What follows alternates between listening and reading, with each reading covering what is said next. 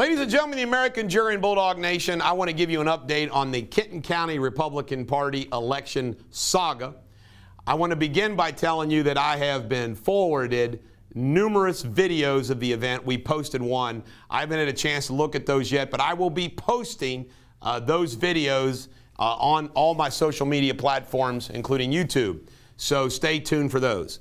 Also, I want everybody to know that the group that is upset with how things went down is filing an appeal. And that appeal needs to be heard. And once that appeal runs its course, then there will be a lawsuit.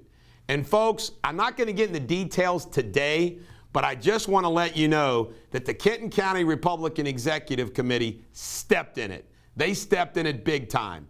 I mean, they got all kinds of fraud, all kinds of scandal, all kinds of irregularities. You don't follow your own bylaws, you're in trouble. You don't follow state law, you're in trouble. It is a cluster mess. Trump voters, Make America Free Again, they're called MAFA, Citizens in Charge, Tea Party, all of them who were involved in this have some very legitimate grievances, and I'm happy to help them. But also, what happened? Bottom line, to refresh your memory, those of you that are watching this first one, what happened is there was a group of insurgents who wanted to be heard and to vote and elect a slate of leaders to the Kenton County Republican Executive Committee, and Scott Kemik ran the meeting very iron-handedly. Now, I've got a copy, and we're going to put this up, of the agenda. Call to order, prayer and pledge, declaration of quorum. 4, nominating committee reports.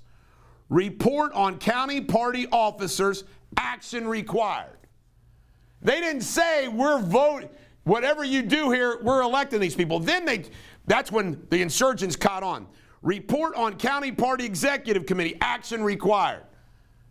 By the way, it's my understanding these results haven't been certified yet anyway.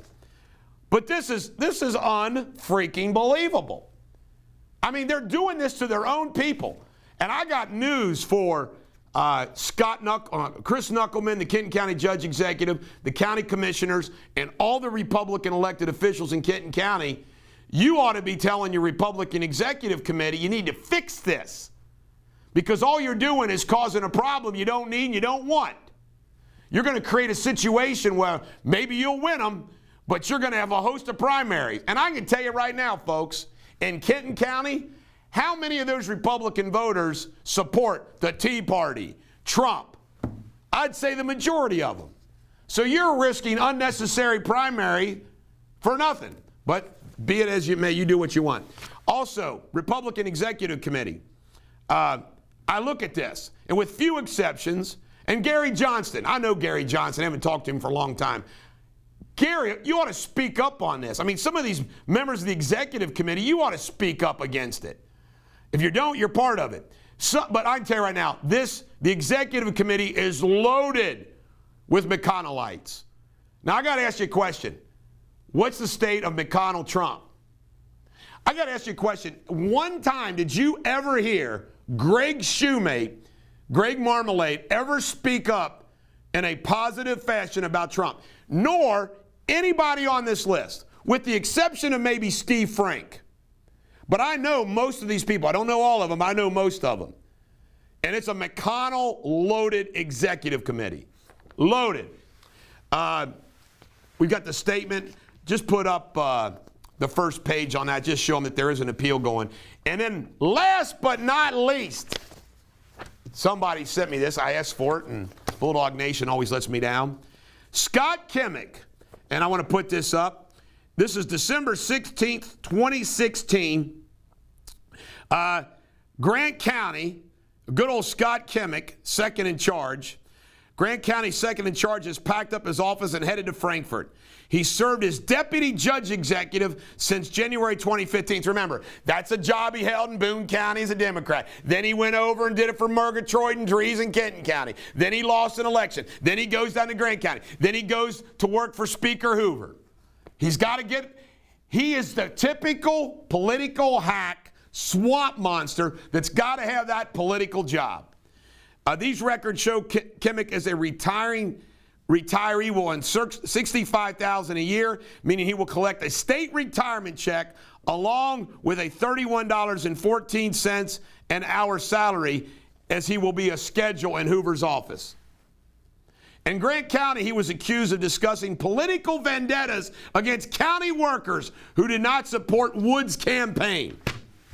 In August, Scott Kemik, Steve Wood, and the Grant County Fiscal Court paid a $150,000 settlement to the estate of Connie McClure to settle an age discrimination lawsuit.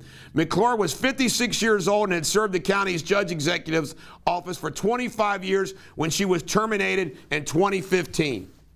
Kemik said the next one that he'd hire would be blonde, 24, big, you-know-whats. Good old Scott Kemik, still sucking off the old public trough, out of the public trough. Leading, this is the guy that Greg Shoemate and the Kenton County Republican Executive Committee chose to be their henchmen at the Republican Executive Committee elections. Scott Kemik. What do you think, ladies? What do you think, suburban housewives who didn't like Donald Trump? What do you think about Scott Kemik running the show, being the bad guy for him? This doesn't happen by accident. They wanted Scott Kemik to do it. Scott Kemik is on the Kenton County Republican Executive Committee. Ladies and gentlemen, the American Jury and Bulldog Nation, your Kenton County Republican Executive Committee has a member who said that if he was going to replace that woman, it would be a blonde, 24, big kaboombas. That's who you got on that executive committee. He is the epitome of disgust in politics today at a local level. This is the Bulldog. Every dog has their day. Scott weebles, wobbles, but doesn't fall down, needs to go.